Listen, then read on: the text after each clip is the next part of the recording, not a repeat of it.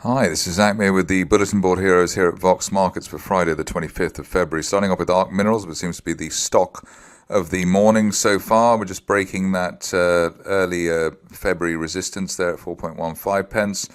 Got a rising trend channel that we've had there for we've been looking at for quite some time. That's heading towards 6 pence, so that's the near-term target, maybe as soon as the end of next month.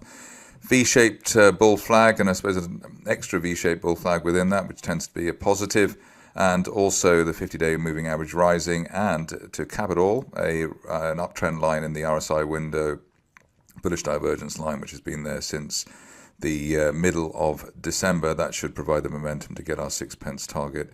This stage only back below, well below 3.5, and really well below 3, really delaying the upside scenario, but it doesn't look like we'll be testing that anymore, given that we've tested it so many times already.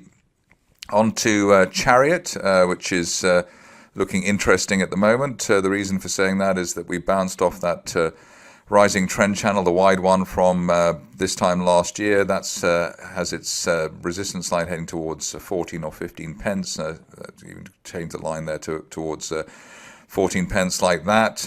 Breaking above the 50-day line and recent resistance, support coming in above the 200-day moving average, which is another plus. So 14 pence maybe by the next 1 to 2 months, something like that, could be on the cards there for Chariot. And you could also say that this is a gap support rebound, the bottom of the gap there in January, around 7.7 pence, and that's what we filled and bounced off yesterday, and that can be a good signal, as we'll see in another chart in a minute. On to Chill Brands, which has not exactly had a party in the recent past. Here we've got a situation where we've had the support coming in below 8 pence. Bit of a no man's land at the moment, around 9 pence, but the key here is probably recovering that old November support there, which was around the 9.2 pence level. End of day close above that could be enough to get the shares up to retesting 11 pence. So that's maybe a little bit of an optimistic call, but that's a possibility if we get back above 9.14 on Chill. A stock which is looking very encouraging at the moment is ECR Minerals. We broke that line of resistance from October earlier in the week, and we've got a rising 50-day line, which is a pretty good signal, and also a bullish divergence line. We had a bear trap below 1.1 pence, so that's another plus. So all in all, looking for a target here at a November resistance line projection as high as 2 pence, maybe by the end of next month. Moving along to one of the stocks of the day, the other one apart from ARC maybe, Eurasia Minerals. Here we bounced off the floor of the gap from way back when was that? July 2020. So that was a good technical analysis win or charting win. Everything depends on holding that low from yesterday, so that's around 8.5 pence.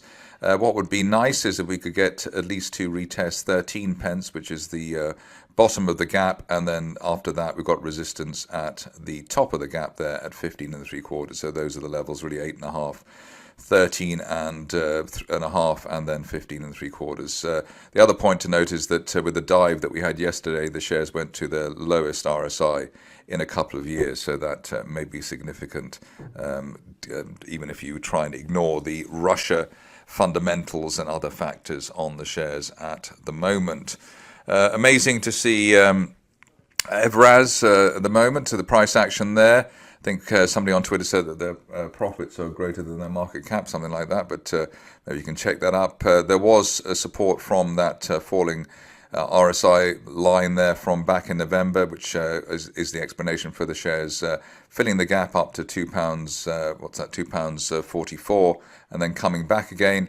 244 is still a resistance, and the ideal scenario is that we at least close back above the bottom of the gap yesterday, which was at £1.90. If we can stay above that, then that would be a big, sorry, not £1.90, £2.10. If we can stay above that on an end-of-day close basis, that would be an initial bullish signal. So above £2.10 up to £2.44. Otherwise, we'll have to retest the lows at some point in the near future. Less fraught is Panther Metals, rather more conventional type of situation here. Here we've got bullish divergence, so triple test of the support line there around the RSI 12 level. Very, very oversold for the shares. And we've also broken a trend line from back in January around the 8.25 pence level, above 8.25. Best case scenario here up to 10.6 pence, which is the 50-day moving average at the moment, and also resistance on the way down. There is a gap to fill up to 10.25, which may also come into play over the near term. On to Poolbeg, which I covered a few days ago, just on the basis that the shares were very oversold, bounced off an RSI support line there from back in September, so that has kind of worked. We've also closed that gap, that exhaustion gap to the downside that we had at the end of last week, so above the top of that gap at 5.5 pence. Could be a little rally here. Best case scenario maybe up towards 8 pence, which is the resistance line there from September, and the 50-day moving average, and was also resistance on the way down. So a better look there for Poolbeg at the moment. No such fraught activities for Rearbold, which continues to flourish. We had that unfilled gap to the upside back in January. Support coming in at the top of the gap, which is very bullish indeed, and not far off now from the 0.5 pence target at the top of that rising September price channel. We also had an uptrend line in the RSI window, which gave the situation the momentum to push higher, and 0.5 looks like it could be seen by the end of next month or even sooner. Nice bull flag breakout from Tavistock. Here the situation is that we had that little consolidation. We've had a golden cross as well earlier in the month, maybe the week before last, something like that, and breaking the top of that bull flag there at 6.25 gives a very good look to this situation.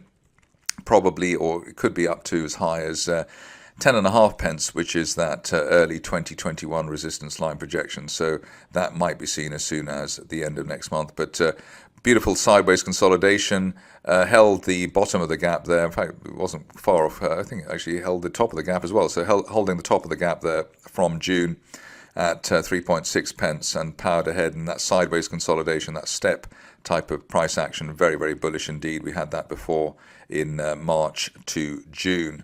So 10 pence there by the end of next month, while we hold above 5.5 pence or so, which is the floor of the bull flag. Just a couple of stocks to go now. First one is Think Smart, and here we've got a sort of extended bullish divergence here from back in December. Share price going down, but the RSI starting to tick up there, and that bullish divergence line gives us the hint that the shares could have a reasonable run. Breaking 30 pence, and while we're above 30 pence, at least up to 44, which is the 50-day moving average, and also the initial January support for the shares. But that bullish divergence should provide strong momentum on any recovery that we get over the near term at Think Smart. Finishing off with Tirupati, which has had a bit of news this week. Didn't manage to hold within that rising trend channel there. It sort of slipped out of it, but it's all about really the previous low. So we had a low there around 64 pence in December, a low of 66 in December as well, and a one-day bear trap below that gives us a technical buy signal. That could be enough to get the shares up towards, I suppose, the low 80s again, something like that. As long as we hold above the 70 pence level, which is that broken January resistance line. So low 80s would take us back to where we were at the beginning of the month, and we could see that maybe in the first half of March or perhaps even sooner. That's it for me today. More updates on, well, over the weekend, in fact.